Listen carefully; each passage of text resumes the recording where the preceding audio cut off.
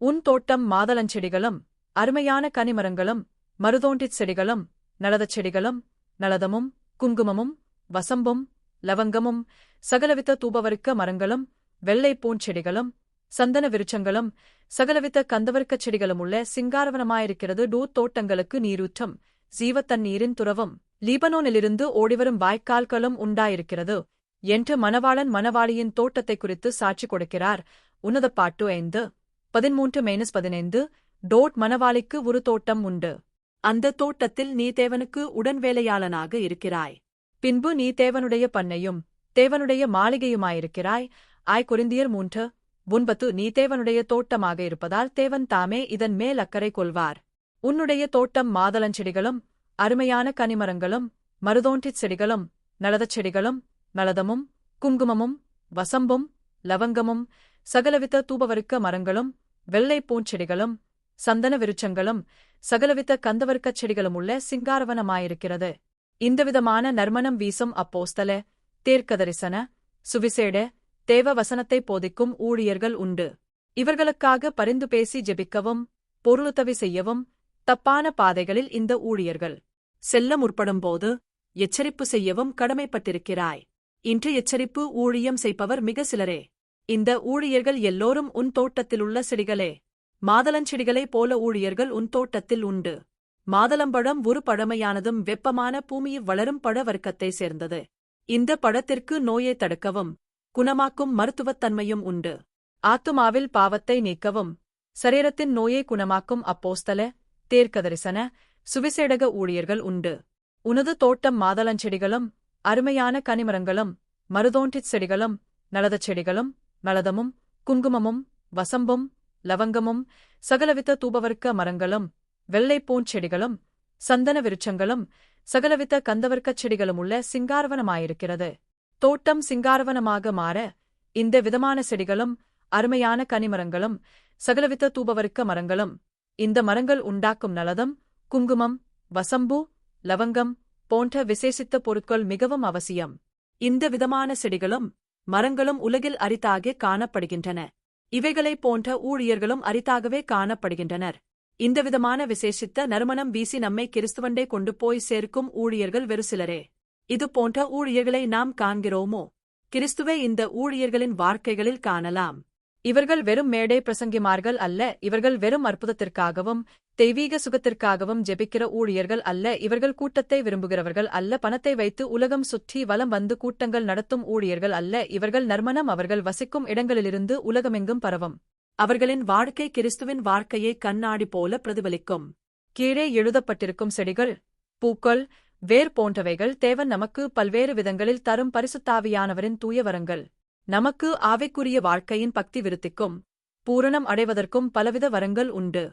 பின்பு சரீர சுகங்களுக்காக அநேக வரங்கள் உண்டு. சரீர சுகம் பெற வெறும் சுகமளிக்கும் வரத்தை பெற்ற போதகர்களை மாத்திரம் அல்ல, ஆண்டவர் மருத்துவர்களையும் உபயோகிக்கிறார். விஞ்ஞானிகள் அநேக மருந்துகளைக் கண்டுபிடித்திருக்கிறார்கள். பெரும்பாலான மருந்துகள் கீழே கூறப்படும் செடிகளிலிருந்தும் பூக்களிலிருந்தும் வேர்களிலிருந்தும் கண்டுபிடிக்கப்பட்டன. மருத்துவமனைகளில் சேவை செய்யும் மருத்துவர்களுக்காகவும் மருந்துக்களை கண்டுபிடிக்கும் விஞ்ஞானிகளுக்காகவும் நாம் ஜெபிக்க வேண்டும். மாதளம்பழம் இருதய நோயை குணப்படுத்துகிறது.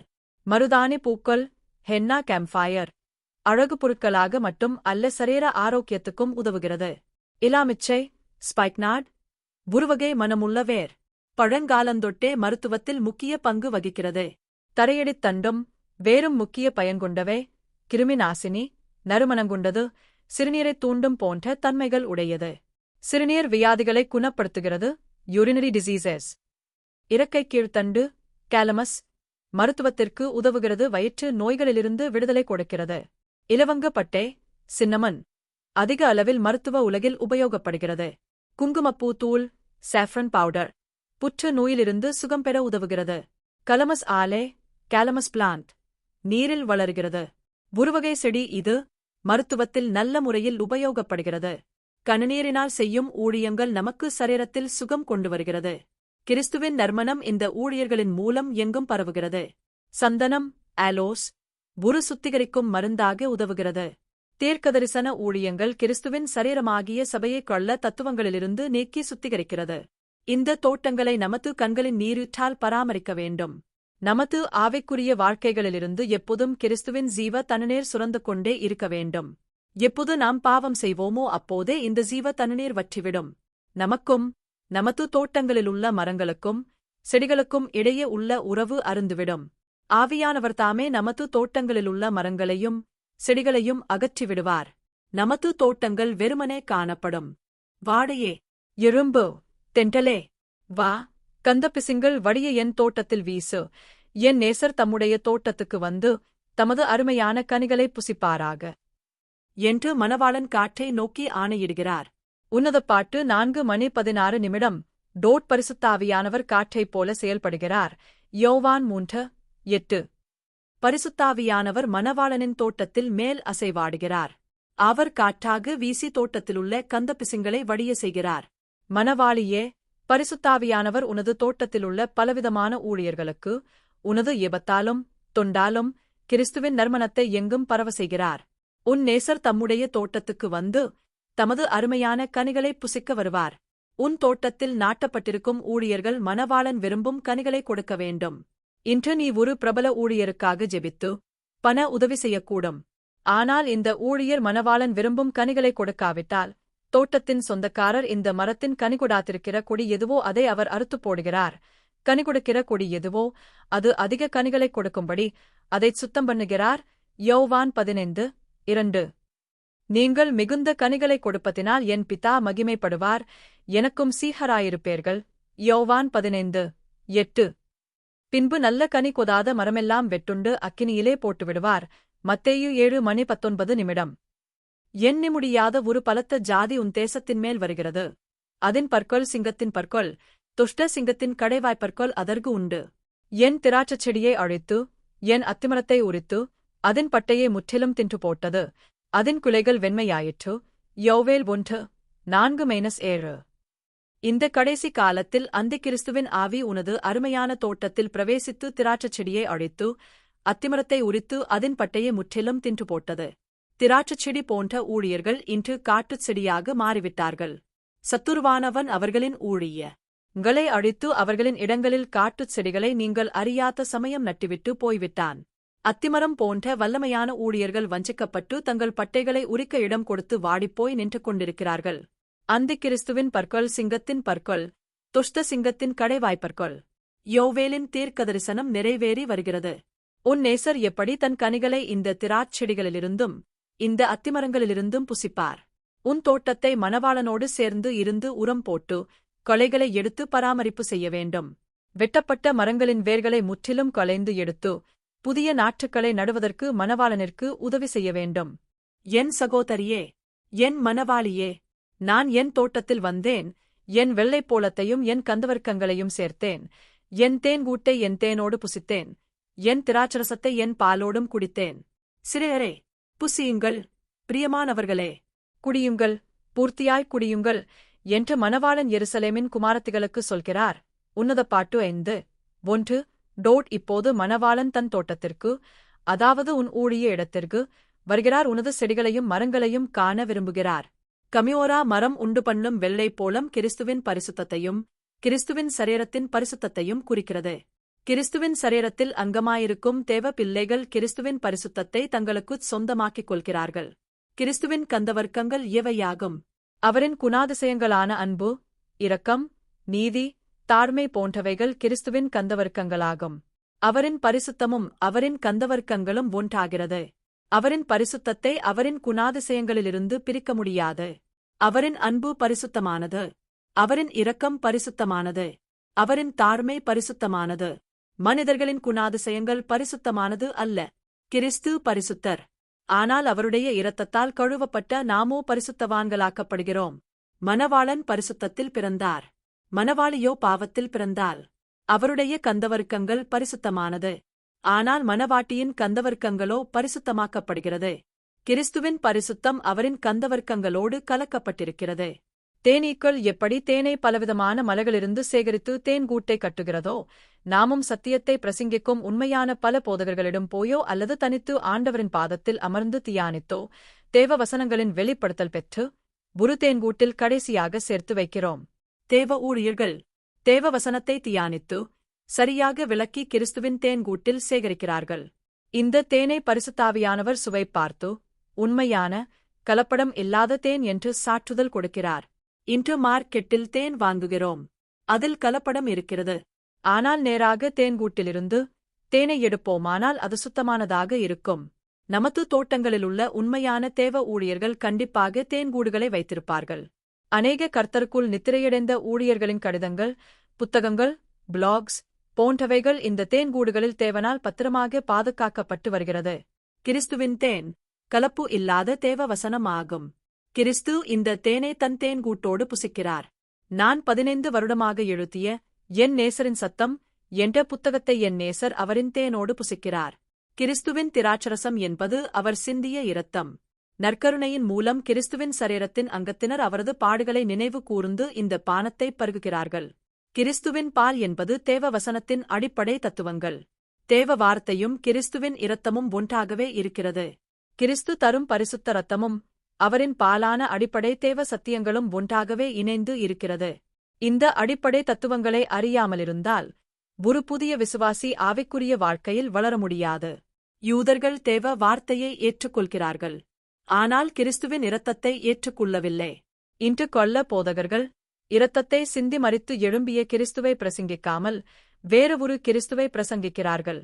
சிநேகிதரே, புசியுங்கள், பிரியமானவர்களே, குடியுங்கள், பூர்த்தியாய் குடியுங்கள் என நம்மை வேண்டிக் கொள்கிறார். இந்த அடிப்படை சத்தியங்களை விசுவாசிப்பதன் மூலம்தான் நமக்கு அவரது இரத்தத்தின் வழியாக கிடைக்கும் இரட்சிப்பை அனுபவமாக்கிக் கொள்ளலாம். இன்று நமக்கு கொள்ள போதகர்கள் குடிக்க கொடுக்கும் பானமானது கலப்படம் உள்ளதாகும். இந்த கலப்பட தத்துவங்களை ஏற்றுக்கொண்டு அநேகர் இரட்சிக்கப்பட்டுவிட்டோம் என ஏமாந்து போயிருக்கிறார்கள். நான் நித்திரை பண்ணினேன், என் இதயமோ விழித்திருந்தது. கதவைத் தட்டுகிற என் நேசரின் சத்தத்தைக் கேட்டேன். என் சகோதரியே, என் பிரியமே, என் உத்தமியே, கதவைத் திற. என் தலை பனியினாலும் என் தலைமயிர் இரவில் பெய்யும் தூறலினாலும் நனைந்திருக்கிறது என்று மணவாளி தன் நேசரின் சத்தத்தைக் கேட்கிறாள். உன்னதப் பாட்டு 5:2. சூலேமெத்தியால் இப்போது தனது ராஜாவின் தோட்ட பணியிலிருந்து சிறிது நேரம் இளைப்பாறத் தொடங்குகிறாள். கண் நித்திரை பண்ணும் போது இதயமோ விழித்திருக்கிறது. இதயக்கதவை தட்டுகிற தன் நேசரின் சத்தத்தைக் கேட்கிறாள். என் சகோதரியே, என் பிரியமே, என் உத்தமியே என்று அழைக்கிறார். அரசரின் தோட்டத்தில் நித்திரை. இதுபோல நீயும் உனது தேவ பணிகளினால் சோர்படைந்து நித்திரை செய்யக்கூடும். அல்லது பின்வாங்கிப் போய் தேவன் மேலுள்ள நம்பிக்கை இழந்து உன் நேசரோடு உள்ள உறவை துண்டித்து ஒரு ஆத்மீக நித்திரையில் விழுந்து இருக்கக்கூடும். ஆனால் உன் நேசரோ உன் இதயக்கதவைத் தட்டுகிறார்.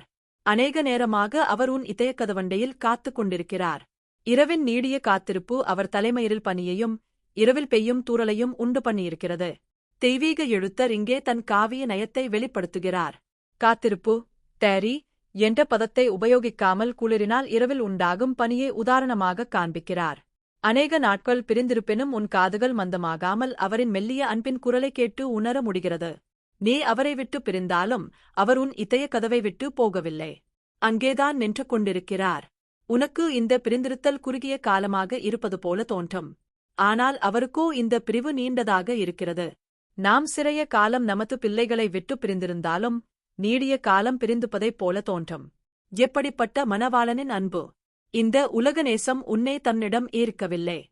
மரணமானாலும் சீவனானாலும் தேவதூதர்களானாலும் அதிகாரங்களானாலும் வல்லமைகளானாலும் நிகழ்காரியங்களானாலும் வருங்காரியங்களானாலும் உயர்வானாலும் தாழ்வானாலும் வேறெந்த சிருஷ்டியானாலும் நம்முடைய கர்த்தராகிய கிறிஸ்து இயேசுவிலுள்ள தேவனுடைய அன்பை விட்டு நம்மை பிரிக்க மாட்டாதென்று நிச்சயித்திருக்கிறேன். ரோமர் 8:38. அநேக நாட்கள் பிரிந்திருப்பினும் உன் காதுகள் மந்தமாகாமல் அவரின் மெல்லிய அன்பின் குரலை கேட்டு உணர முடிகிறது. நீ அவரை விட்டு பிரிந்தாலும் அவர் உன் இதயக் கதவை விட்டு போகவில்லை. அங்கேதான் நின்று கொண்டிருக்கிறார். உனக்கு இந்த பிரிந்திருத்தல் குறுகிய காலமாக இருப்பது போல தோன்றும். ஆனால் அவருக்கோ இந்த பிரிவு நீண்டதாக இருக்கிறது. நாம் சிறைய காலம் நமது பிள்ளைகளை விட்டு பிரிந்திருந்தாலும் நீடிய காலம் பிரிந்திருப்பதைப் போல தோன்றும். எப்படிப்பட்ட மணவாளனின் அன்பு! என் புறாவே என்று அழைக்கிறார். புறா சமாதானத்தின் அடையாளம். நீ அவரின் அன்பினால் ஈர்க்கப்பட்ட சமாதானத்தின் தூதன். நீ புறாவைப் போல எங்கே பறந்து போகிறாயோ அங்கே சமாதானம் உண்டாகும். நீ எந்த மனிதனின் புறா அல்ல, கூண்டில் அடைக்கப்பட்ட புறா அல்ல, நேசரின் சமாதானத்தின் தூது. என் சகோதரியே என்று அழைக்கிறார். கிறிஸ்து உன் உடன்பிறவா சகோதரன். எல்லா இறைமறை புத்தகங்களில் அவர் கர்த்தர், தேவன், இரட்சகர் என்று அறியப்பட்டிருக்கிறார். ஆனால் உன்னத பாட்டில் நீ அவருக்கு சகோதரன். அவரின் பிரியமே நீதான். தேவ தூதர்களைக் கூட பிரியமே என்று அவர் அழைக்கவில்லை. என் உத்தமியே என அழைக்கிறார். அவரின் கண்களுக்கு நீ உத்தமியே. மற்றவர்களின் பார்வையில் நீ கலங்கம் அடைந்த மனிதனாக காணப்படலாம். என் வஸ்திரத்தைக் கழற்றிப் போட்டேன். நான் எப்படி அதைத் திரும்பவும் உடுப்பேன்? என் பாதங்களைக் கழுவினேன். நான் எப்படி அவைகளைத் திரும்பவும் அழுக்காக்குவேன் என்றேன் என்று மணவாளி மணவாளனின் சத்தத்தைக் கேட்டு அவரிடம் உரைக்கிறாள். உன்னத பாட்டு 5:3. மணவாளி மணவாளனின் சத்தத்தைக் கேட்டும் கண் நித்திரையிலிருந்து எழும்பி வர மனதில்லை. மனக்கதவை உடனே திறக்காமல் தனக்கு வரவேண்டிய ஆசீர்வாதங்களை இழந்து விடுகிறாள். இன்று இதேபோல கிறிஸ்து நம்மோடு உறவாட விரும்பும்போது நாம் ஏதாவது சாக்குச் சொல்லி காத்திருக்கும் மணவாளனை அலட்சியம் பண்ணுகிறோம். பரிசுத்தாவியானவரின் வழிநடத்துதலின்படி துன்பம் அனுபவிக்கும் ஊழியர்களுக்காக பரிந்து பேசி ஜெபிக்க நாம் தவறி இருக்கிறோம். தெய்வீக எழுத்தர் மணவாளியின் சோம்பேறித்தனத்தை வார்த்தைகளால் கண்டிக்காமல் அவள் வஸ்திரத்தை கழற்றி போட்டதாகவும் பாதங்களைக் கழுவினதாகவும் கூறுகிறார். மணவாளியே, உனக்கு வஸ்திரம்தான் முக்கியமா? உனது அழுக்கு படிந்த பாதங்கள் தான் முக்கியமா? உன்னுடைய பின்மாற்றம் மிகவும் கொடித்தினும் கொடித்தானது. மணவாளனை பனி மழை பெய்ய காத்திருக்க வைக்காதே. எல்லாவற்றிற்கும் காலமுண்டு. எத்தனை நாட்கள் பனி தங்கிய தலைமுடியோடு காத்துக் கொண்டிருப்பார்? என் நேசர் தமது கையைக் கதவுத் துவாரத்தின் வழியாய் நீட்டினார். அப்பொழுது என் உள்ளம் அவர் நிமித்தம் பொங்கினது. உன்னத பாட்டு 5:4. இப்போது மணவாளன் தமது கையைக் கதவுத் துவாரத்தின் வழியாய் நீட்டும்போது மணவாளியின் உள்ளம் பொங்குகிறது. எழுந்து போய் கதவை திறக்க மனமில்லாத மணவாளியின் கல்லான இருதயம் இப்போது உருகுகிறது. பின்வாங்கிப் போன மணவாட்டியின் அடைபட்ட அறைக்கதவில் ஒரு சிறிய துவாரம் இருந்து கொண்டே இருக்கிறது. இந்த துவாரத்தை சாத்தானாலோ எந்த மனிதராலோ அடைக்கவே முடியாது. இது கிறிஸ்துவின் தனிப்பட்ட தகவல் தொடர்பின் கருவி. மணவாளனாகிய கிறிஸ்து கடையாந்தரம் வரை சென்று தன் மணவாளியை மீட்டுக் கொள்கிறார். இதுதான் அவரின் அளவில்லாத, புரிந்து கொள்ள முடியாத நேசம். என் நேசருக்கு கதவை திறக்க நான் எழுந்தேன். பூட்டின கைப்பிடிகளில் மேல் என் கைகளிலிருந்து வெள்ளை போலமும் என் விரல்களிலிருந்து வாசனையுள்ள வெள்ளை போலமும் வடிந்தது என்று மணவாளி தன் தோழிகளிடம் கூறுகிறாள். உன்னத பாட்டு 5:5. அதிக காலம் தாமதித்து மணவாளி கதவை திறக்க எழும்புகிறாள். கதவை திறக்கும்போது அவளது கையிலிருந்து வெள்ளை போலமும் விரல்களிலிருந்து வாசனையுள்ள வெள்ளை போலமும் வடிகிறது. வெள்ளை போலம் கிறிஸ்துவின் பரிசுத்தத்தை குறிக்கிறது. மணவாளியின் கைகளும் விரல்களும் கிறிஸ்துவின் பரிசுத்தத்தை வெளிப்படுத்த வேண்டும். நீ உன் கரங்களை அவரின் பணிக்கென்று அர்ப்பணம் செய்ய வேண்டும். சபைகளில் வரும் காணிக்கைகளைக் கொள்ள கணக்கு செய்து மறைக்கக்கூடாது. லஞ்சம் வாங்கவோ கொடுக்கவோ கூடாது. கட்டிடம் கட்ட கொள்ள கணக்குகளை காண்பிக்கக்கூடாது. கொள்ள ஆவணங்களை உபயோகப்படுத்தக்கூடாது. உனது கரங்களின் மூலம் ஏழை எளியவர்களுக்கு தொண்டு செய்ய வேண்டும். நீ உன் சுத்த விரல்களின் மூலம் ஒரு விண்ணப்பம் எழுதி இந்த உலக அதிகாரிகளுக்கு அனுப்பும்போது உனது விண்ணப்பம் கேட்கப்படும். எந்த மனிதர்களிடமும் சிபாரிசுக்கு போக வேண்டிய அவசியமில்லை. உன் கைகளில் பரிசுத்தம் இருந்தால் போதும். கிறிஸ்து உன் மனக்கதவை தட்டும்போது இந்த வெள்ளை போலமான பரிசுத்தம் அவரின் கைகளிலிருந்து வடிந்து உனது இருதயத்தை தொடுகிறது. எப்போதெல்லாம் நீ உன் உள்ளத்தை திறந்து அவரோடு உரையாடுகிறாயோ அப்போதெல்லாம் அவருடைய வெள்ளை போலத்தை பெற்றுக்கொள்கிறாய். இந்த வெள்ளை போலம் உனது எல்லா சரீர பாகங்களையும் தொடுகிறது. உனது சரீரத்தில் ஏதாவது குறையோ நோயோ இருக்குமானால் இந்த வெள்ளை போலம் உனக்கு குணமளிக்கிறது. உனக்கு அற்புதத்தை கொண்டு வருகிறது. பின்வாங்கிப் போன நிலையிலும் கிறிஸ்துவின் வெள்ளை போலம் உனது சரீரத்தில் கிரியை செய்கிறதென்றால் நீ அவருக்கென்று அனலாக இருக்கும்போது இது எவ்வளவு அதிகமாக உன் வாழ்க்கையில் கிரியை செய்யும் என்பதை எண்ணிக்கூட பார்க்க முடியாது. என் நேசருக்கு கதவை திறந்தேன். என் நேசரோ இல்லை, போய்விட்டார். அவர் சொன்ன வார்த்தையால் என் ஆத்துமா சோர்ந்து போயிற்று. அவரைத் தேடினேன், அவரைக் காணவில்லை. அவரைக் கூப்பிட்டேன், அவர் எனக்கு மறுத்தரவு கொடுக்கவில்லை என்று மணவாளி தன் தோழிகளிடம் புலம்புகிறாள். உன்னத பாட்டு 5:6. அநேக காலம் தாமதித்து கதவை திறக்கிறாள். ஆனாலோ நேசர் போய்விட்டார். பேருந்து அவளை ஏற்றிக்கொள்ளாமல் போய்விட்டது. உனது ஆவிக்குரிய கன நித்திரையால் உன் நேசரின் பிரசன்னத்தை இழந்துவிட்டாய். ஐயோ, நேசர் போய்விட்டார். நேசர் பனி படிந்த முடியோடு எத்தனை காலம் தட்டிக் கொண்டிருப்பார். நீயோ, என் வஸ்திரத்தைக் கழற்றிப் போட்டேன். நான் எப்படி அதைத் திரும்பவும் உடுப்பேன்? என் பாதங்களைக் கழுவினேன். நான் எப்படி அவைகளைத் திரும்பவும் அழுக்காக்குவேன் என்றாய். நீ அவரைத் தேடினாய், ஆனால் அவரைக் காணவில்லை. அவரைக் கூப்பிட்டாய், ஆனால் அவர் உனக்கு மறுத்தரவு கொடுக்கவில்லை. எல்லாவற்றிற்கும் ஒரு காலம் உண்டு. உனது வாழ்க்கையில் இதுபோல நீ கிறிஸ்துவை சந்திக்க வேண்டிய காலத்தை இழந்துவிட்டாய். நீ தேடும் போது அவர் போய்விட்டார். உன்னை சந்திக்கும் காலத்தை நீ அறியாமற் போனபடியால். இன்று இயேசு எருசலேமை பார்த்து கண்ணீர் விட்டார். லோக்கா 19:41-44. நீ இன்று வேதனைப்பட்டுக் கொண்டிருக்கிறாய், ஏனென்றால் உன்னை சந்திக்கும் காலத்தை நீ தவறவிட்டாய். இன்று அவருடைய சத்தத்தைக் கேட்பீர்களாகில், கோபமூட்டுதலில் நடந்தது போல உங்கள் இருதயங்களை கடினப்படுத்தாதிருங்கள். எபிரெயர் 3:15. இன்று என்பது குறிப்பிடத்தக்கது. அவர் உன்னை தேடி வந்த காலம் உன் வாழ்க்கை இருளுக்குள் பிரவேசிப்பதற்கு முன்பாகத்தான் இருந்தது. ஆனால் நீயோ மனக்கதவை திறக்காமல் போய்விட்டாய். ஆகவே நீ இழக்க வேண்டாதவைகளை இழந்து விட்டாய். என்பதும் நகரத்தில் திரிகிற காவலாளர் என்னைக் கண்டு என்னை அடித்து என்னை காயப்படுத்தினார்கள். அலங்கத்தின் காவற்காரர் என்மேலிருந்து என் போர்வையை எடுத்துக்கொண்டார்கள் என்று மணவாளி தன் மணவாளனை பிரிந்தபின்பு நகரத்தில் திரிகிற காவலாளர்களின் மூலம் வந்த துன்பங்களைப் சொல்லிக் கதறுகிறாள். உன்னதப்பாட்டு 5:7. நகரத்தில் திரிகிற காவலாளர் தன் நேசரால் கைவிடப்பட்ட இளம் பெண்ணை அடித்து காயப்படுத்தினார்கள். பாதுகாப்பு கொடுப்பவர்கள் துன்புறுத்துகிறார்கள். கிறிஸ்தவ உலகத்தில் இன்று அநேக சுவிசேடகர்கள், சபை போதகர்கள் நகரத்தில் திரிகிற காவலாளர்கள்தான், கிராமங்களில் திரிகிற காவலாளர்கள் அல்ல. அவர்கள் தங்களின் ஊழிய ஸ்தாபனங்களையும் சபைகளையும் காவல் காத்து வருகின்றனர். தங்களின் ஸ்தாபனங்களுக்கு வரும் கோடி கோடியான பணங்களை காக்கும் காவலாளர்கள். தங்களின் சபைகளிலிருந்து வேறு சபைகளுக்குப் போகாமல் தங்களின் ஆட்டுக்களை பாதுகாக்கும் காவலாளர்கள். இவர்கள் ஒரு தனிப்பட்ட நம்பிக்கை இழந்து அலைந்து திரியும் உன்னதப்பாட்டின் மணவாளியைப் போல வாழும் தேவ மக்களை அடித்து காயப்படுத்துகிறார்கள். ஒரு தனிப்பட்ட மனிதனுக்கு ஊழியம் செய்ய விரும்ப மாட்டார்கள். அப்படியே அவர்கள் இதே நிலைமையிலுள்ள தனிப்பட்ட ஆத்துமாவிற்கு ஊழியம் செய்ய விரும்பினால், அந்த ஆத்துமாவை கண்டனம் பண்ணி அந்த மனிதனின் மேலுள்ள போர்வையை எடுத்துக்கொள்கிறார்கள். அந்த ஆத்துமாவின் அந்தரங்க காரியங்களே பரிந்து பேசும் ஜெபம் என்று பெயரில் வெளிப்படையாக்கி அந்த ஆத்துமாவின் போர்வையை எடுத்துவிடுகிறார்கள். அந்த ஆத்துமாவை தன் மணவாளனிடம் சேர்க்காமல் தங்களின் கூடாரத்தில் அடைத்து வைக்க விரும்புவார்கள். அவர்கள் 99 ஆடுகளை குறித்துத்தான் கவலைப்படுகிறார்கள். தப்பிப்போன ஒரு ஆட்டை குறித்து கவலைப்படுவதில்லை. இந்த காவலாளர்கள் உங்களை கிறிஸ்துவிடம் நடத்தும் யோவான் ஸ்நானகனைப் போல தீர்க்கர்கள் அல்ல. நீங்கள் இந்த நகரத்தில் திரிகிற காவலாளரை சந்தித்து இருக்கிறீர்களா? இது நகரத்தில் திரிகிற காவலாளர் உங்களை அவர்களின் பல்பிட் மூலமாக உங்களை அடித்து காயப்படுத்தி இருக்கக்கூடும். நகரத்தில் திரிகிற காவலாளர் அந்த உன்னதப்பாட்டின் மணவாளியிடமிருந்த ஒரே முக்காடையும் எடுத்துவிட்டனர்.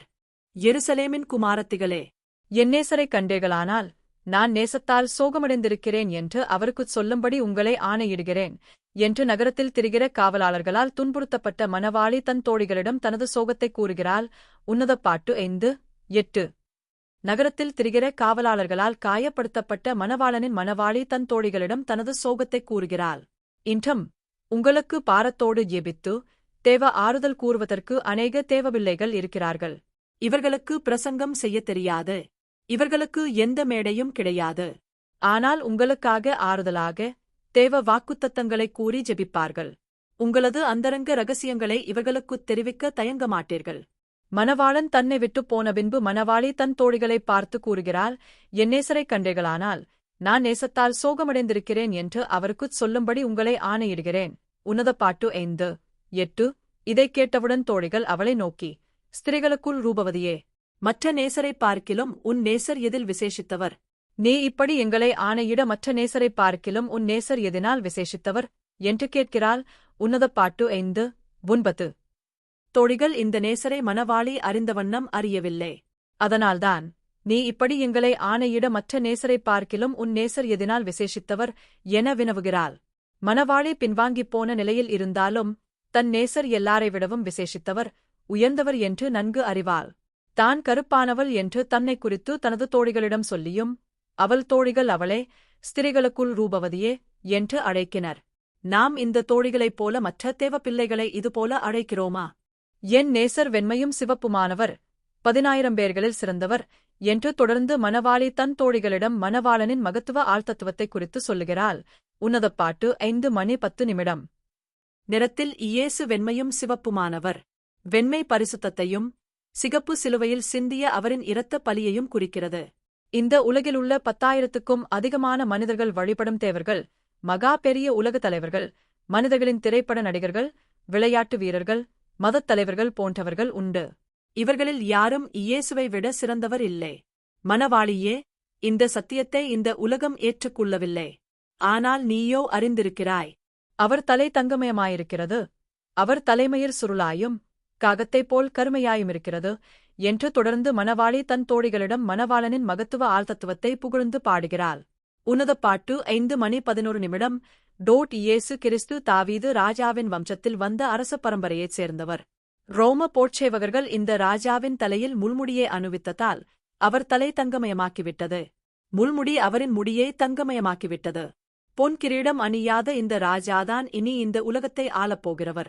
ஆனால் தேவப்பிள்ளைகளான அவர் இப்போதே நம்மை ஆண்டு கொண்டிருக்கும் ராஜா. அவர் தலைமயிர் சுருளாயும் காகத்தைப் போல் கருமையாயுமிருக்கிறது. இயேசுவின் பூரணமான என்றும் நிறம் மாறாத தலைமயிர் அவரின் நித்திய தன்மையைக் குறிக்கிறது. இயேசு கிறிஸ்து நேற்றும் இன்றும் என்றும் மாறாதவராயிருக்கிறார். எபிரெயர் 13:8